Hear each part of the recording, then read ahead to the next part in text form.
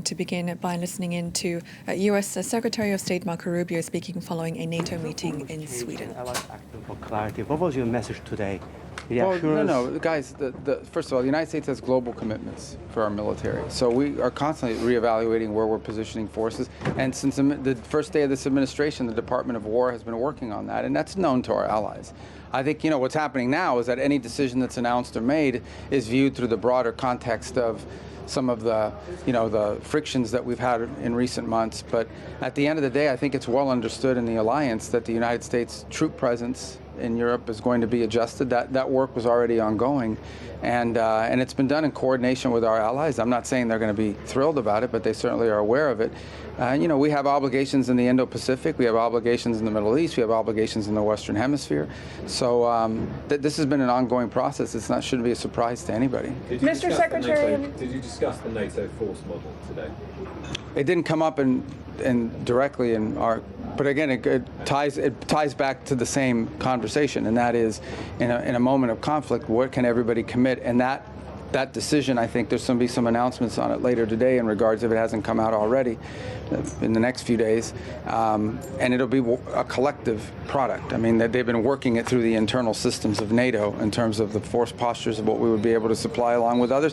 Every country has to constantly reevaluate what their needs are, what their commitments are around the world, and how to properly structure that. Mr. Secretary, the Iranian. What? Do you think it's a case for the U.S. to reduce its contributions to the force? Well, I'll let the folks in the Department of War and over at NATO make those announcements. But this is not a decision that was made on the back of a napkin. I mean, this has been an ongoing process involving other countries as well and the contributions they can make. It's not just our force posture, it's what other countries can contribute as well to come up with something that works for NATO and that's realistic and that allows us to force posture, for example, in a true front conflict. So, but again, this is all technical work that's being done by military people. These are not political decisions. Mr. Secretary, have you made... I'm sorry? Are you from Sweden? Yes. Okay, you have a great country. This is a great country. This is a beautiful place. Wow. Thank you. I wish you were here longer. And they keep apologizing to me for the weather. There's nothing wrong with this weather. Miami's 95 degrees with mosquitoes and humidity this time of year. That's all right. We could swap. Yeah, but your sunrises are way too early. It's like 3:45 and the sun is up. What's wrong with these people? It's not your fault. Go ahead. Apart from the weather, what are you going to report back to President Trump from your impressions of the Helsingborg meeting? And also, have you got anything reassuring to say about the support for Ukraine that Sweden fear might be fading? Well, I mean, Ukraine's getting more support than they ever have through the Pearl program that the United States continues to be involved in. There's been no changes made to that program. Look, my job here today was to come and set the stage for what will hopefully be a successful leaders meeting in Ankara in about 6 weeks. I think we all know what the situation here is. Number one is, like always, and this is not new. I mean, if you go back 30 years, there's never been a time in which there hasn't been a debate in American politics about what our presence and our contribution to NATO should be. And that is always driven by what is the value of NATO to the United States. I understand NATO is valuable to Europe, and it should be. It also has to be valuable to the United States. So we always have to make that argument in every administration, in every era. And that's what we're in the process of doing now, is explaining, this is the value of NATO to the United States. Related to that is what our force posture is within that alliance, what our contributions are.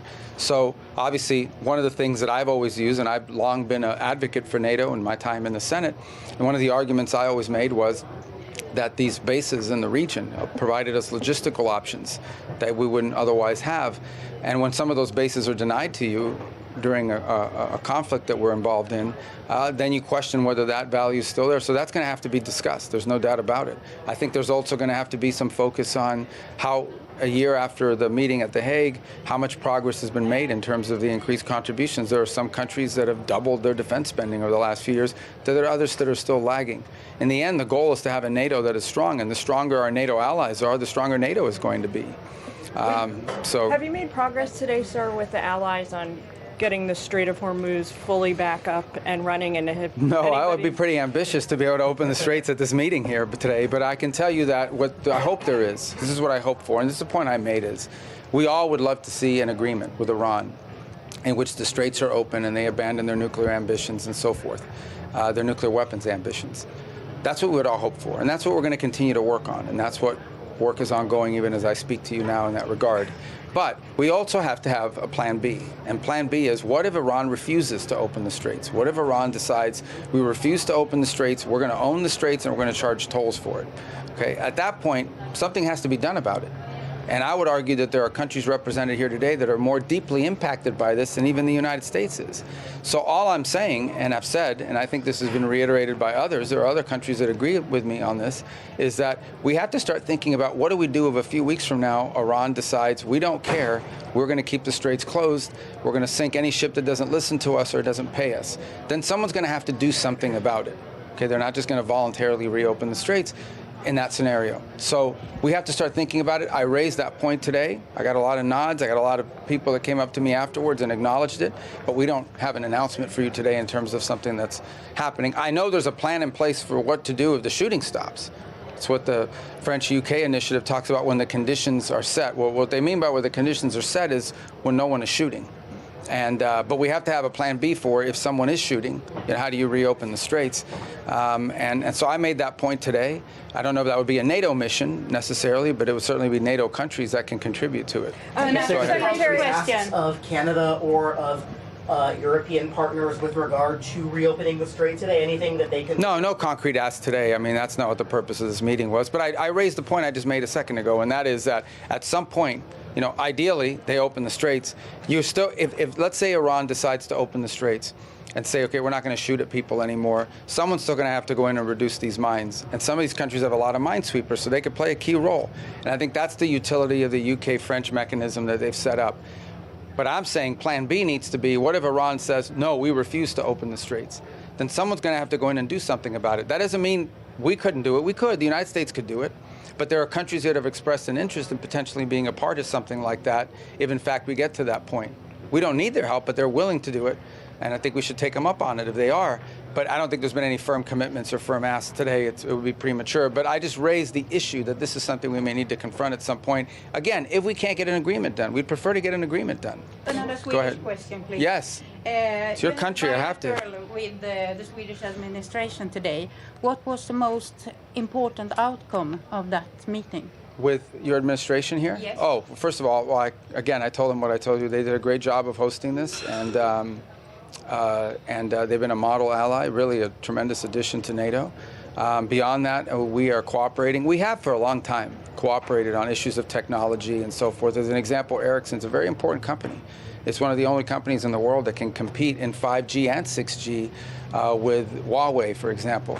So we have a vested interest in that. We've partnered with Swedish companies for a very long time. Today we signed a memorandum of understanding that further adds to our cooperation on biomedicine, biotechnology, AI, all of these innovative, and we're building on a foundation of years and years, actually decades of cooperation between our two countries. In fact, the first country in Europe that signed on to Pax Silica was Sweden. So we have already sort of a pre-existing relationship when it comes to collaborating on innovation and in technology that just makes it logical to build on. And that's what we worked on today. And that I think is very meaningful, what we signed today, because I just think it's going to give further impetus to what we've already done in the past together. Secretary, Between President Trump and President-elect Xi of Taiwan if that happens? And Would I do what now? would you join a call between President Trump and President-elect Xi of Taiwan if that call happens? And can you tell us if preparations are underway for that as the president? Yeah, I don't have any news on that for you today. I don't. Sir, President announced that 3.0. Is there a concrete timeline? Because many Europeans are maybe scared that we have less Americans. It's still the most powerful army in the world. So they want to know, how much time do we have for this transition? Well, I don't set those timelines, and I'm not going to give you a timeline today other than to say that it's something that needs to happen, you know, and I think there's a growing acknowledgement in Europe. And look, I think that's the challenge, okay, and there's not a criticism, it's the challenge. Even though this is a coalition in terms of NATO and even the EU, it's still a collection of individual states who all have different politics and all have different budgets and all have different political considerations. And understanding some of these countries have done a lot already and are doing, you know, well ahead of schedule, and others not as much, you know, and for a variety of reasons. And so that's always the challenge with this, is that it's at the end, even though it's an alliance, you're dealing with, you know, individual countries who have their own political dynamics at play. And but look, it can't take forever, because ultimately there are decisions we need to make in terms of our own global force posture. Can you talk about the role of Qatar in terms of negotiating an end to the Iran war? There's some reporting today that a Qatari delegation negotiating team is in Tehran coordinating with the U.S. on trying to bring the war to an end.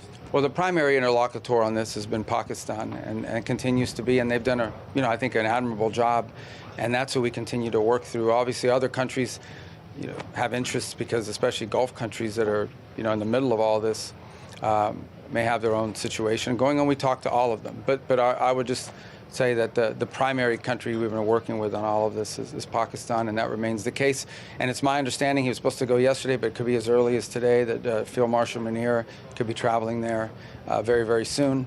And we're in constant communication with him at the highest levels of our government, are constantly talking to him. The president announced that. Do you think that? Sorry.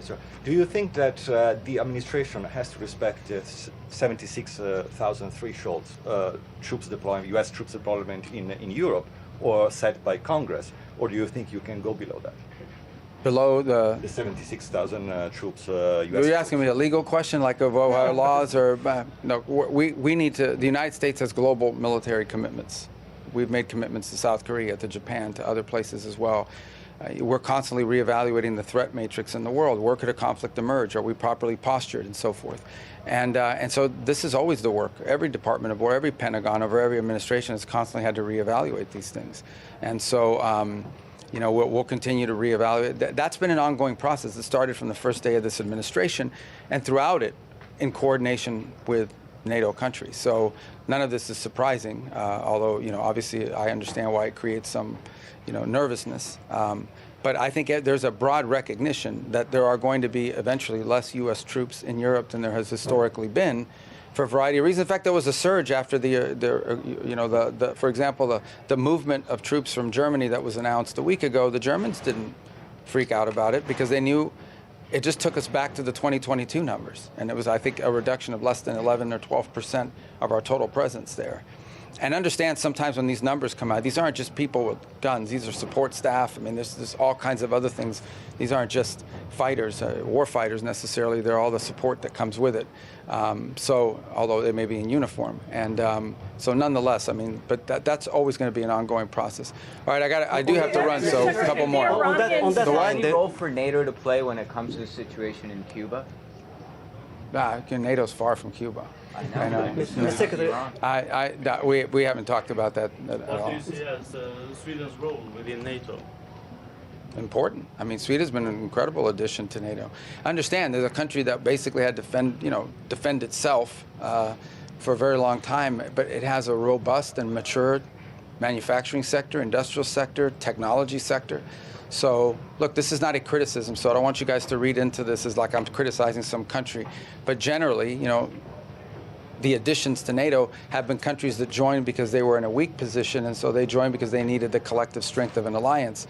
But when we added the two countries, Sweden being one of them, these are two countries that brought to the table capabilities that NATO didn't used to have, and with whom we've already had long-term defense agreements for a very long time in cooperation. So Sweden was an incredible addition. It made the alliance much stronger, no doubt about it. And especially now, we're talking about, one of the things we talk about is the defense industrial base. I mean, Sweden had a mature defense industrial base that it now brought into NATO. So the opportunity, we already work on aircraft together and so forth. The ability to build on that is extraordinary, and that's one of the things we want to be able to do. And beyond defense, on other areas that touch on defense, but maybe are not defense directly. You mentioned Mr. Secretary, that did you get a question? Only one. I know, but this guy's greedy. All right, this is my last one. I apologize. I got to fly to India. Go ahead. Greenland and the Arctic. Have you been discussing that? We had an Arctic. Well, we didn't discuss Greenland today, but we had an Arctic meeting today of the 7 countries, and very positive. We'll have a joint statement. I don't know if it's out yet. It should be out in a moment. And I think there's a growing. Although this is an effort that's pre-existed, I think there's a growing commitment to make it a regular part of our engagements as NATO is to focus on Arctic security for obvious reasons.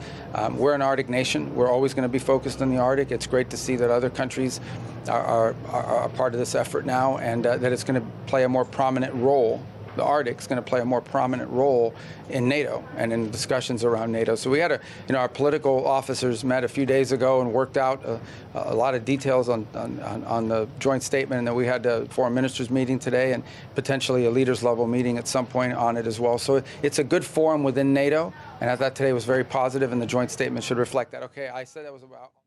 Well, we've just been listening in to U.S. Secretary of State Marco Rubio speaking from Helsingborg, Sweden, following a NATO meeting today. The foreign ministers from the alliance have been holding talks to finalize preparations for the Ankara summit in July. They were hoping for some clarity after Washington announced it would send 5,000 U.S. troops to Poland, an apparent U-turn after Donald Trump called off the planned deployment a few weeks ago. Well, joining me on set now to debrief what we've been hearing is our international affairs editor, Philip Turl. So, Philip, he touched upon quite a few topics there. Let's start with the troop deployment. He called it an adjustment. He said it shouldn't be a surprise to anybody that it's been something that the US and European allies have been trying to make work for NATO.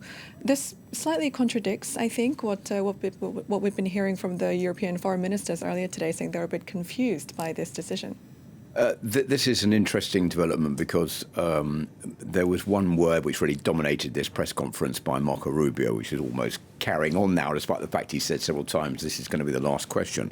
And that word was re-evaluation by the United States. We are re-evaluating our troop presence. This is no surprise to anybody. It should come as no surprise to people in Europe. We have other obligations around the world, in the South Pacific, in Asia, in the Southern Hemisphere, in Japan. We need to have the troops ready to deploy there when we need them.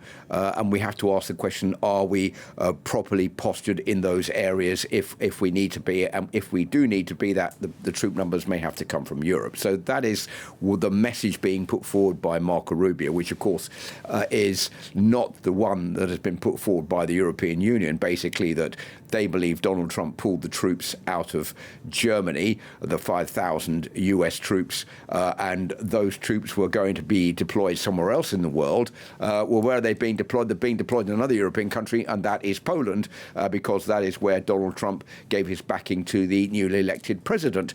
So it's a bit in contradiction with what Marco Rubio is saying. But Marco Rubio, I think, is trying to open up this a little bit more to say, look, this is a challenge. It's not a criticism of NATO. We're not criticizing NATO. We're a part of NATO, but we have to reevaluate the US role within NATO. We don't want to be the country that's paying the most and having to supply troops to everybody when we may need those troops elsewhere. And that's why there has never been an administration in the United States, not just the Trump administration, that hasn't questioned the US involvement in NATO and the way the US is involved in NATO.